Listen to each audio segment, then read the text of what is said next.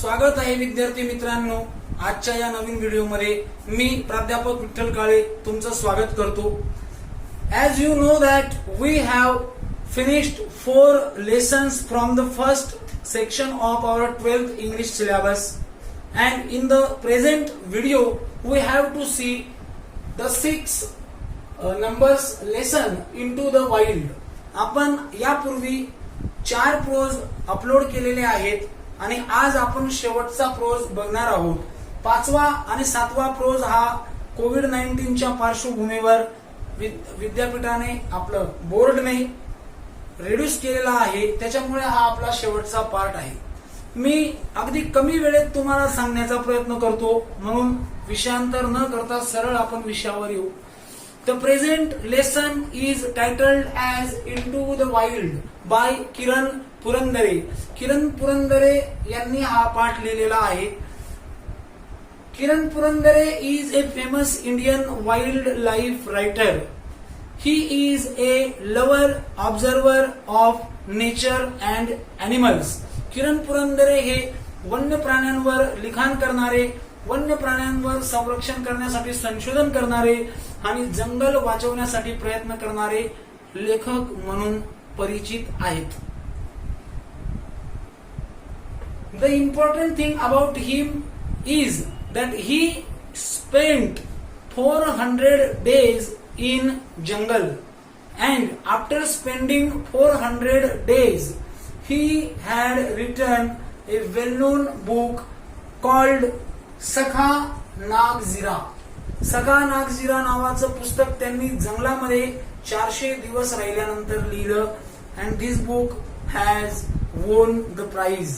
It is a award winning book आणि या पुस्तकाला पारितोषिक सुद्धा मिळालेलं आहे. विद्यार्थी मित्रांनो, कथेकडे सुरुवात करण्यापूर्वी मी पुन्हा तुम्हाला सांगू इच्छितो, वाईल्ड लाईफ म्हणजे काय, की वन्य प्राण्यांच्या बद्दल माहिती मिळवणे, वन्य प्राण्यांवर अभ्यास करणे, त्याला वाईल्ड लाईफ असं म्हणतात. तुम्ही टीव्हीवर एक कार्यक्रम बघत असाल की ज्याला मॅन वर्सेस वाईल्ड असं म्हणतात, आणि ज्या कार्यक्रमामध्ये आपल्या देशाचे पंतप्रधान सुद्धा जाऊन आलेले आहेत. इनटू द वाईल्ड म्हणजे काय, जंगलाची सफर करणे असा त्याचा आशय आहे.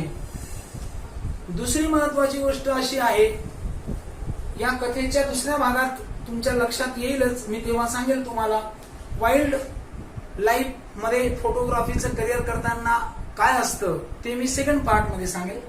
तर अशा प्रकारे या वन्य प्राण्यांबद्दल आलेला अनुभव, जंगलात आलेला अनुभव किरण पुरंदरे यांनी या पाठाच्या माध्यमातून सांगितलेला आहे. Now we have to see theme of the lesson. Now what is the theme of lesson? Theme of the lesson is the same as I said you earlier. Whatever experiences Kiran Purandare got in the forest for living 400 days, he has described it in the Sakha Nagjira, and the present lesson is taken from that same book Sakha Nagjira. Sakha Nagjira या पुस्तकातूनच प्रस्तुत पाठ घेण्यात आलेला आहे. And though Kiran Purandare had experienced various incidents in the forest, but in this lesson he has only described 2 amazing incidents in his life.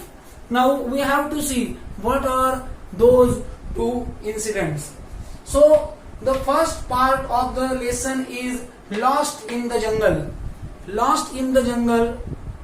Lost in the jungle हे पहिल्या पार्टचं शीर्षक आहे, आणि या शीर्षकावरून आपल्याला कळतं लॉस्ट म्हणजे काय, हरवून जाणे. लेखक जंगलामध्ये कशा प्रकारे हरवून गेला ते या पहिल्या पार्ट मध्ये सांगितलेलं आहे. In this part we come to know that he has said about 2 places. One is Umbarjara and second is Pitejari village. Now Umbarjara is a region म्हणजे प्रदेश किंवा भाग.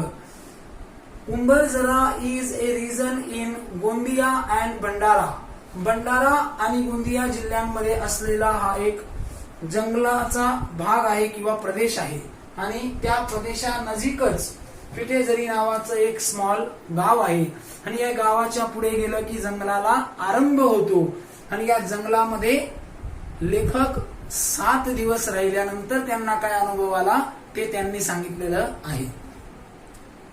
The writer spends 7 days in the hide. इथे हा शब्द महत्वाचा आहे, hide. Hide म्हणजे काय? Hide is the place in the forest which is made for sitting and observing. जे पर्यटक असतात किंवा व्हिजिटर्स असतात त्यांना बसण्यासाठी, फोटो काढण्यासाठी, प्राण्यांच्या ऍक्टिव्हिटीज शूट करण्यासाठी तयार केलेली एक सुरक्षित जागा त्याला हाईड असं म्हणतात. And the writer spent 7 days here and in these 7 days he took some photographs and he had also shooted some videos of animals in the forest.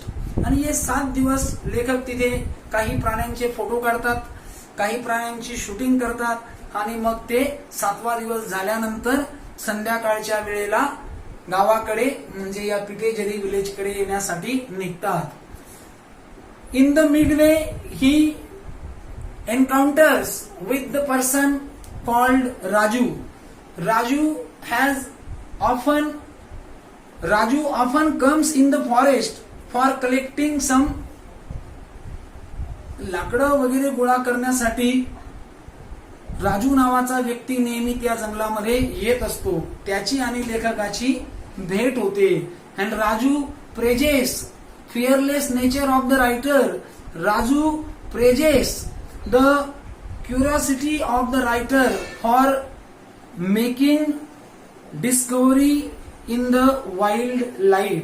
राजूला लेखकाचं कौतुक वाटतं की कशा प्रकारे लेखक हे न घाबरता प्राण्यांवर आणि निसर्गावर संशोधन करण्यासाठी नेहमी जंगलामध्ये येत असतात. For some time they both walk all together. थोड्या वेळासाठी ते दोन्ही सोबत जातात. मात्र थोड्या वेळानंतर राजू हा एका टेकडीवर आल्यानंतर त्याचा मार्ग बदलतो आणि लेखक पुढे जातो. After going to some place the writer sees moha tree, a moha tree. That moha tree is a very beautiful tree. It appears very beautiful. moha tree लेखकाला दिसते. moha tree तुम्हाला माहिती आहे, आपू भाषाम तियाला मोहा चाडवू आपू आखते आणि तिया होरो भी आपू बनवते. असो तर when the writer sees that moha tree, he sees there that the under place is very clean and neat. त्या मोहाच्या झाडाखालची जी जागा असते ती स्वच्छ असते आणि व्यवस्थित असते आणि म्हणून लेखक तिथे थोडा वेळ थांबून जातो. मात्र थांबल्यानंतर he realised after some time that he is lost in the forest. त्याला हे लक्षात येतं की आपण रस्ता चुकलेलो आहोत आणि संध्याकाळची वेळ झालेली आहे, अंधार पडून गेलेलं आहे.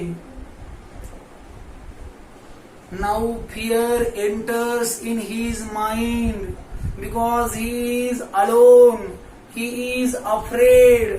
And now the nature which he loves earlier appears very fearful before him.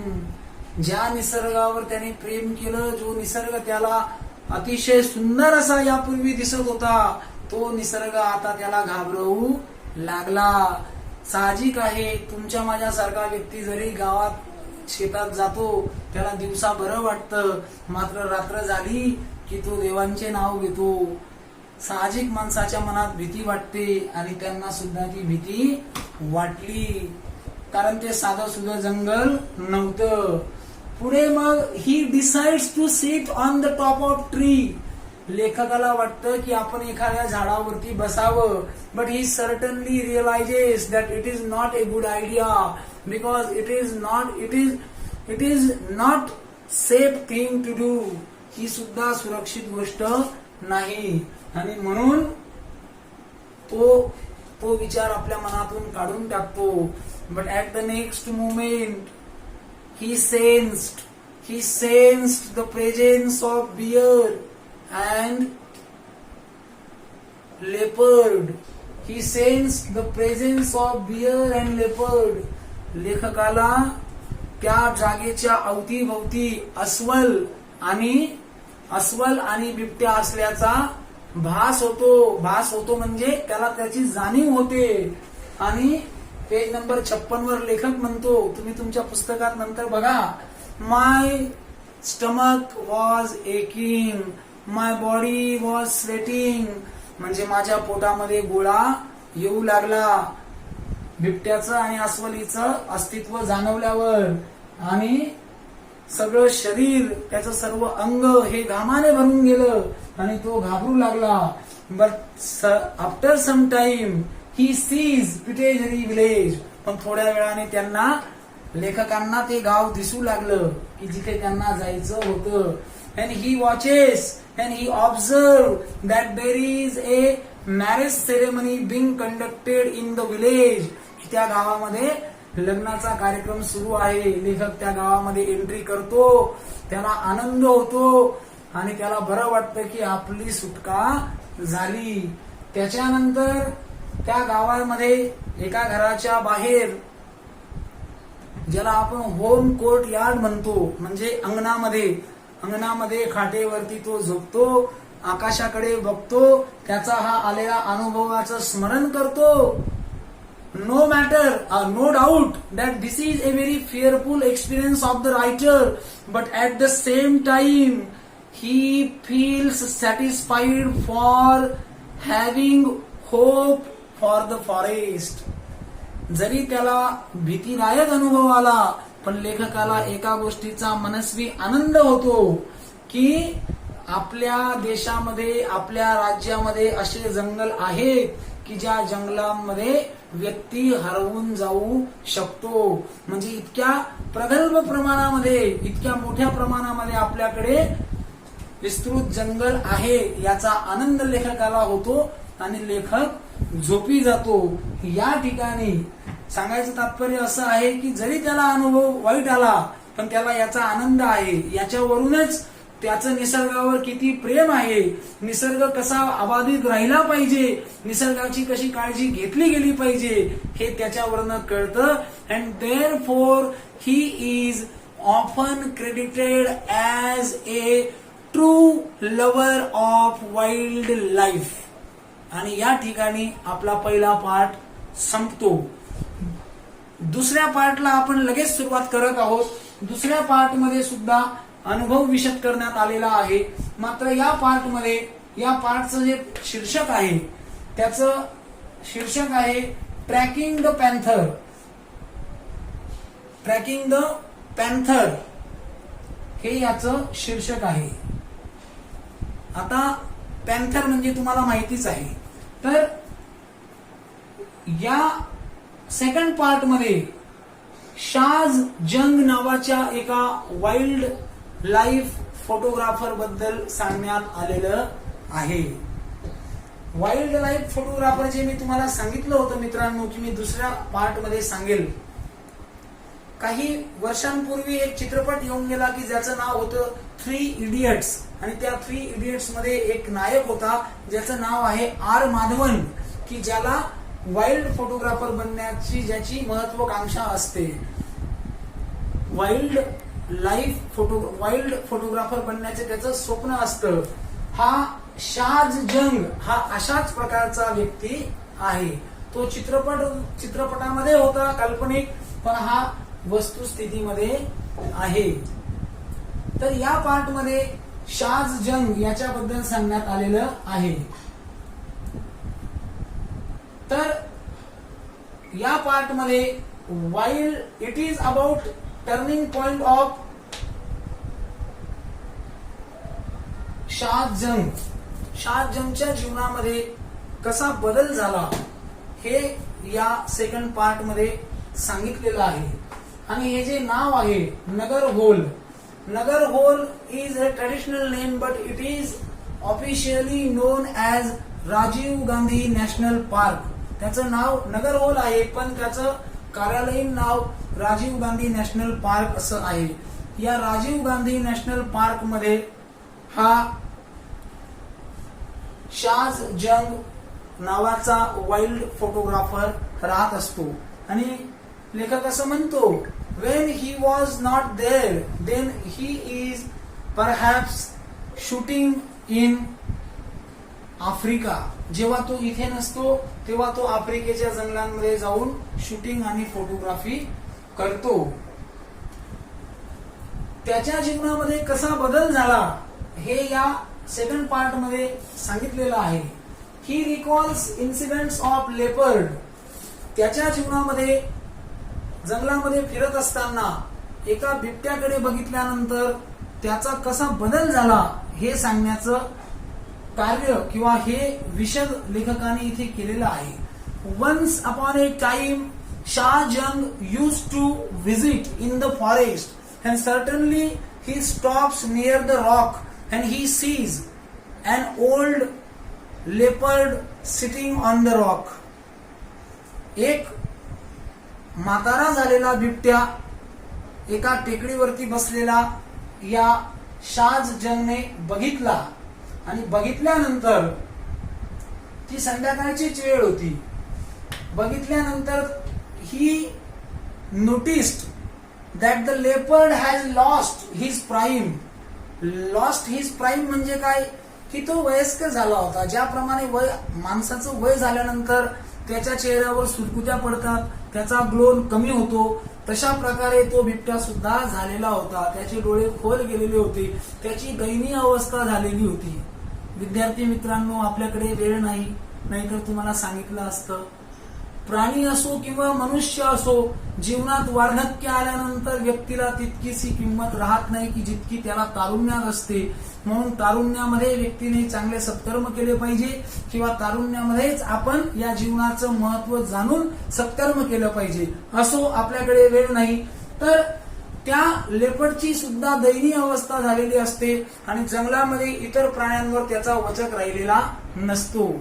And the writer and the Shaz Jung realizes this thing, but certainly he also finds out another young leopard who sits beside the old leopard.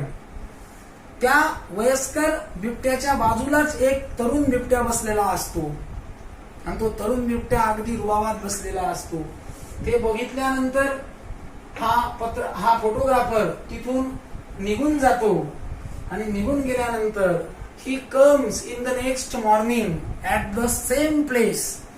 तो photographer पुन्हा त्याच ठिकाणी येतो and he finds that the old leopard disappeared from that rock and now the place of the old leopard has occupied by the young leopard. आणि त्या जुन्या वयस्कर बिबट्याची जागा आता तरुण बिबट्याने घेतलेली आहे. And the writer interprets that now the young leopard has become king of the forest. आणि जंग यांना समजतं की आता हा या जंगलाचा राजा झालेला आहे. ते बघितल्यानंतर this very incident brings a huge changes in the mindset of Shaz Jung because he differentiates the life of old leopard and young leopard. त्याला हे कळतं की ज्याप्रमाणे मनुष्य वार्धक्य झाल्यानंतर त्याला कसा त्रास होतो तसा प्राण्यांना सुद्धा होत असतो. and he decides to do some relevant things for saving wild animals. Shaz Jung founded BCRTI. शाहजंग यांनी त्या ओल्ड लेपर्ड कडे पाहिल्यानंतर तो जो अनुभव त्यांना आला, त्यांनी ठरवलं आणि BCRTI नावाची एक त्यांनी संस्था उघडली. विद्यार्थी मित्र हो, ही जी संघटना आहे किंवा ही जी शाखा आहे ही वन्य प्राण्यांसाठी काम करणारी शाखा आहे. Now it is founded by Jung and it had objectives of importance of nature. निसर्गाचं महत्व पटवून देणे, सेव्हिंग जंगल, लोकांमध्ये निसर्ग आणि जंगल वाचवण्यासाठी जनजागृती करणे, टुरिझम म्हणजे पर्यटन स्थळ कसं वाढवता येईल याच्याबद्दल जागृती करणे, employment in the forest area म्हणजे स्थानिक लोकांना किंवा जंगलाच्या अवतीभोवती राहणाऱ्या लोकांना त्यांच्याच परिसरामध्ये पर्यटन स्थळाच्या माध्यमातून कशा प्रकारे रोजगार उपलब्ध करून देता येईल, या सर्व गोष्टींची जनजागृती करण्यासाठी जंग यांनी BCRTI नावाची ही संघटना स्थापित केली आणि तिचे हे उद्देश जे मी तुम्हाला सांगितले ते आहेत. नंतर पाठामध्ये थोडस पुढे गेल्यानंतर पेज नंबर 59-60 वरती मडेगौडा नावाच्या एका व्यक्तीचा उल्लेख आलेला आहे.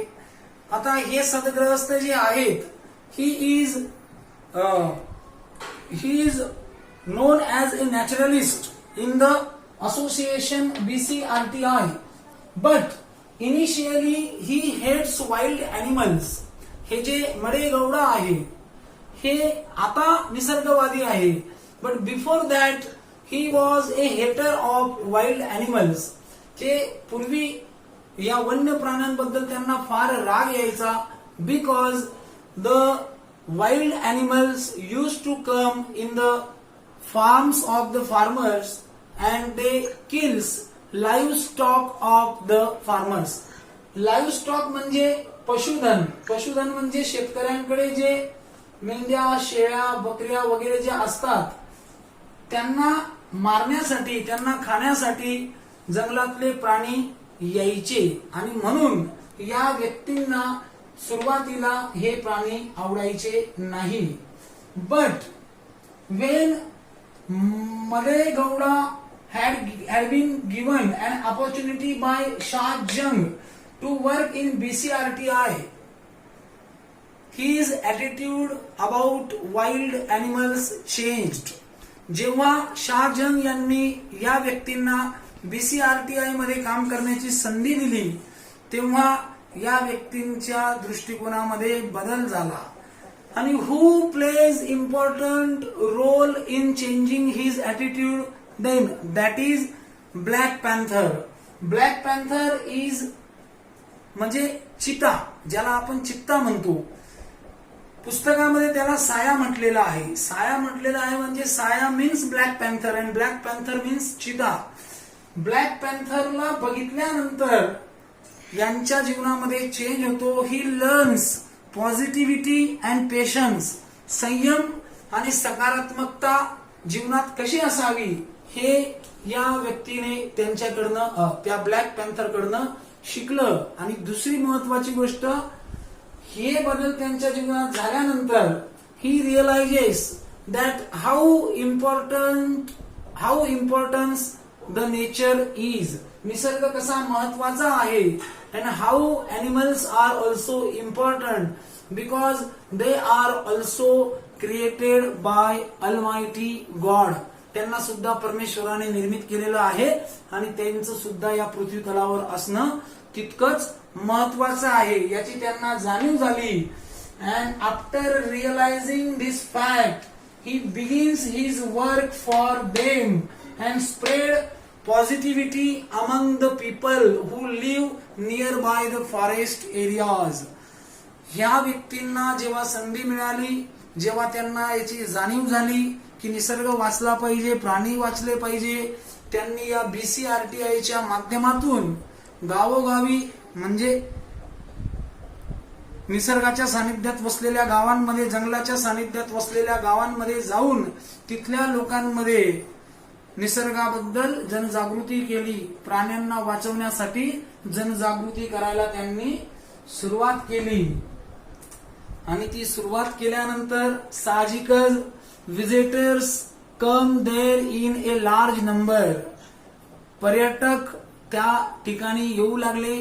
रेस्टॉरंट्स असतील, काही दुकानं असतील, शॉप्स असतील, त्या तिथे काढण्यात आल्या. and the visitors come in that area to see the forest, to see the wild animals. Certainly the problem and the question of unemployment has been solved and the villagers are getting employment. जे जंगलाच्या अवतीभोवती राहणारे लोक होते त्यांना या माध्यमातून, पर्यटनाच्या माध्यमातून रोजगार उपलब्ध झाला, ते पैसे कमवू लागले आणि हे मध्ये गौडा सुद्धा पैसे कमवू लागले. and he realizes and he gives credit to Shaz जंग. आणि या सर्व गोष्टीचं क्रेडिट ते कुणाला देतात? वाईल्ड लाईफ फोटोग्राफर जे आहेत शाज जंग यांना ते या गोष्टीचं क्रेडिट देतात. And he meditates that how he was improper, how he was wrong, he hating to the animals earlier. त्यांना त्यांच्या चुकीची जाणीव होते. And now he praises the work of Shaz Jang and the institute organization BCRTI for giving opportunity to the villagers for earning money and for earning to himself also. आणि त्याला आता असं वाटतं ज्या प्राण्यांचा आपण तिरस्कार केला, ज्या जंगलाचा आपण नायनाट केला, त्याच जंगलाच्या आधारे, त्याच प्राण्यांच्या आधारे आज आपण पैसे कमवत आहोत. आणि याचं क्रेडिट तो शाज जंग यांना देतो आणि त्याच्या जीवनामध्ये सुद्धा हा आमूलाग्र बदल झालेला आहे. तर अशा प्रकारे या दुसऱ्या पार्ट मध्ये शाज जंग आणि मडेगौडा यांच्या या अनुभवाबद्दल सांगण्यात आलेला आहे. विद्यार्थी मित्र हो, अशा प्रकारे we have finished the basic story in the 2 parts. Now we have to highlight some moral and the lesson as well as message of the story. नेहमीप्रमाणे आपण कथा संपवलेली आहे. अगदी थोडक्यात तुम्हाला या कथेचा जो संदेश आहे तो मी तुम्हाला सांगण्याचा प्रयत्न करतो. The story gives important message that we should save nature, we should protect forest, we should protect wild animals because these are part and parcel of our universe. आपल्या जीवनाचा जंगल आणि प्राणी हे एक अविभाज्य घटक आहे, म्हणून आपण यांचं संरक्षण केलं पाहिजे. कारण ते असतील तर मनुष्य असेल, म्हणून आपण यांचं संरक्षण केलं पाहिजे. सरकारच्या माध्यमातून, विविध योजनांच्या माध्यमातून दरवर्षी वृक्ष संवर्धन करण्याचा प्रयत्न केला जातो. वेगवेगळ्या स्कीम्स राबवल्या जातात आणि झाडे जगवा झाडे लावा या संकल्पना राबवल्या जातात. पण विद्यार्थी मित्रांनो, नुसतं झाडे लावून ते चालणार नाही, तर त्यांना जगवता देखील आलं पाहिजे, त्यांची काळजी देखील घेतली गेली पाहिजे. असा संदेश या कथेच्या माध्यमातून आपण घेतला पाहिजे. आणि या कथेतून आपण जर एक संकल्प जरी केला की आपण देखील कुठेतरी निसर्गाचं संवर्धन होईल, प्राण्यांच्या प्रती दया होईल, प्राण्यांना कुठेतरी आपल्याकडनं सहकार्य होईल, अशी भावना जरी आपल्या मनामध्ये आपण आजपासून दृढ केली, तर खऱ्या अर्थाने आपल्याला हा लेसन कळला असा त्याचा अर्थ होईल.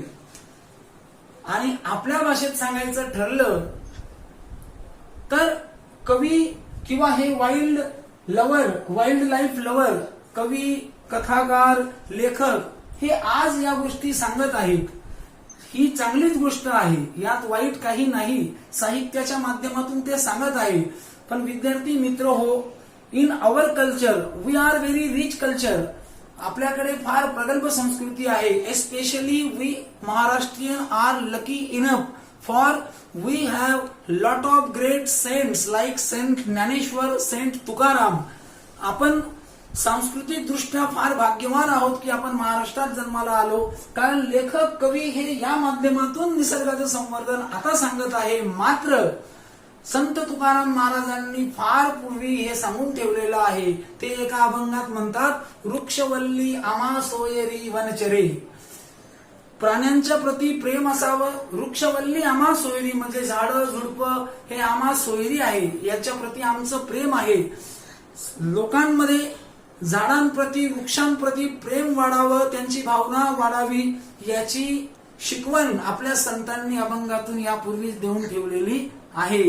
आणि नुसतं वृक्ष संवर्धन म्हटलं नाही तर वनचरे म्हणजेच वाईल्ड अॅनिमल्स म्हणजे प्राण्यांच्या प्रती सुद्धा दया असली पाहिजे. एकनाथ महाराजांनी गंगेचं पाणी गाढवाला पाजलं का? ते गाढव होतं म्हणून नाही, तर त्याच्यामध्ये ईश्वराचा अंश आहे. आता गाढव हे वाईल्ड अॅनिमल नाही, फक्त मी या अर्थाने सांगत आहे की प्राण्यांमध्ये सुद्धा आपण ईश्वराचा अंश पाहिला पाहिजे आणि प्राण्यांच्या प्रती सुद्धा आपण माणुसकी दाखवली पाहिजे. तर अशा प्रकारे संतांनी सुद्धा यापूर्वी म्हणून ठेवलेलं आहे.